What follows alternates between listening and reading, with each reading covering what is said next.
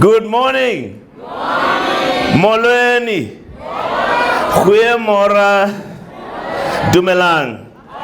Sanmonani. I just think that's a cool greeting, hey? Sounds even sexy, hey? Can you imagine?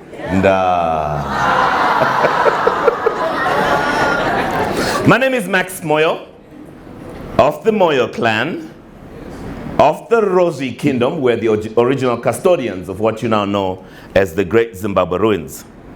And I've often said that if the Moyo clan were to come back together again, we would be the largest monarch in Southern Africa. And so you find the Moyos predominantly in Zimbabwe, you find the Lozis in Zambia, and you find the Barotse in Botswana.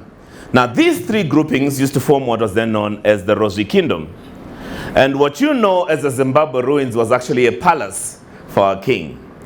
I am also the son of Ham, the son of Noah, the son of Methuselah, the son of Seth, the son of Adam and Eve. Now when I get to this point, normally people don't know whether to say amen or not.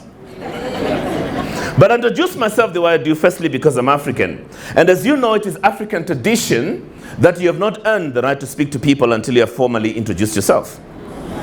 Secondly, I introduce myself the way I do because ultimately in life, who you are will determine what you do with your life.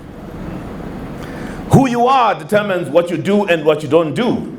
And if you don't know who you are then going to look for identity in two things. Either a position and or possessions. The story of our lives. We get up every morning. We rush off to work in search of two things. Position and of course, if you're the fortunate one that your boss tells you you're not management material, you accept that position is never going to be yours. But you are so going to get the Guess bag and Louis Vuitton and the list goes on and on and on. Now if you carry on living, trust me, somebody is going to shift your ladder. All of us were born to lead. And the person that you lead is yourself.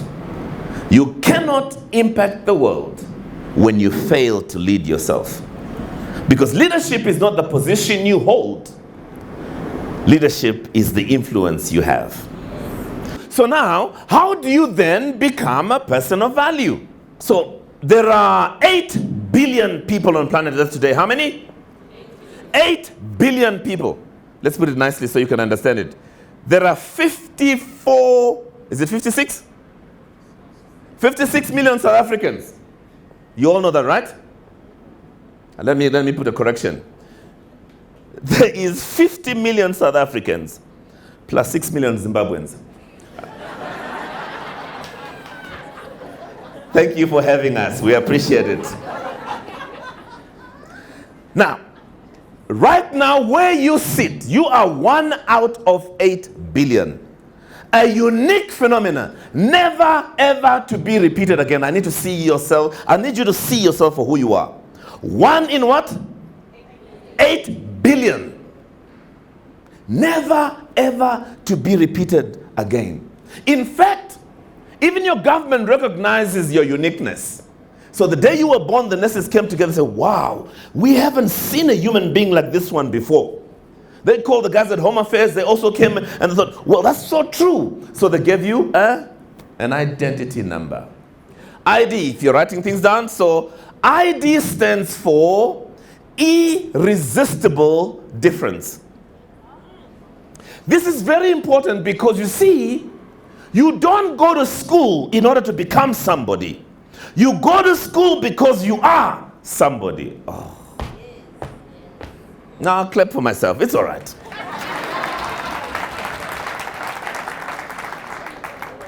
Irresistible difference.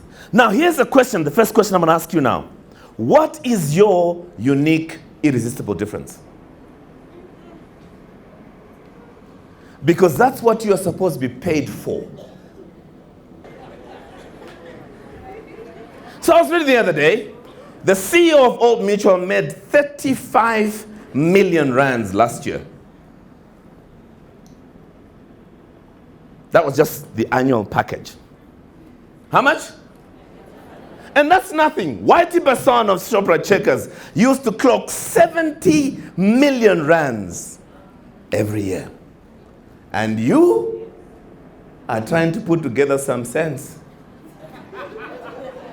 What's the difference between these guys and the rest of us? They have discovered the place where they make the most difference. And because of that, shareholders are prepared to pay them more money because of the value they bring. Does it make sense? So you want to make more money, you better start utilizing your talents. Does it make sense? Let me prove this to you. Now, many years ago, Dolly Parton, you know Dolly Parton, right? Yes. Dolly Parton wrote a song, I Will Always Love You. You all remember that song, right? She made millions out of that song. Years later, our dearly departed Whitney Houston did a remake of the same song. And she made millions out of the same song. Notice something.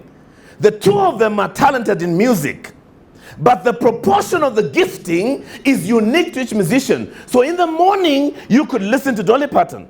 In the afternoon, you say, no, I actually feel like listening to the Whitney Houston version. Notice something. Human beings were never meant to compete. We were meant to complement one another.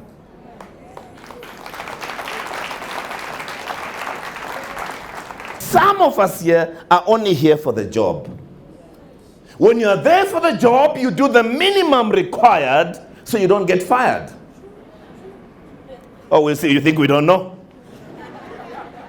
And here's the interesting thing. Because you do the minimum required so you don't get fired, we also pay you the minimum required so you don't leave. And so we have this relationship of mediocrity that will last until you retire with nothing. I will not die an unlived life. I refuse to die an unlived life. Watch this. Xhosas have a beautiful saying. I love this, so I'm going to teach you this saying. Wazalwa, watya, wafa. You were born, you ate, and you died. In other words, there is no difference that you brought to the... Come on, how many of you have your grandfather's pictures on the wall? Anybody here? I'm willing to bet maybe one person or two. The rest of you couldn't care less. You know why? You have no clue what that guy did. He was born, he lived, and he what? But you have Mandela's picture in your house. You got Martin Luther King in your house. You got Louis Hamilton. Do you get the picture? Those who make a difference are remembered long after they're gone. The ones who don't make a difference, people won't even know that you existed. I will not die an unlived life. My challenge to you this morning, is for you to rise up, embrace your unique, irresistible difference, harness your unique purpose, your unique talents and gifts in pursuit of a life of purpose. What is purpose? Purpose is the reason for existence. No one was just born just. Because some of us just think, well, you know, my mom and dad got excited over a bottle of red wine one night and oops. May I put it to you? That no one was born by accident. All of us were born for a reason. None of us here chose who we are. We were born as we are. The mistakes that our fathers did had nothing to do with us.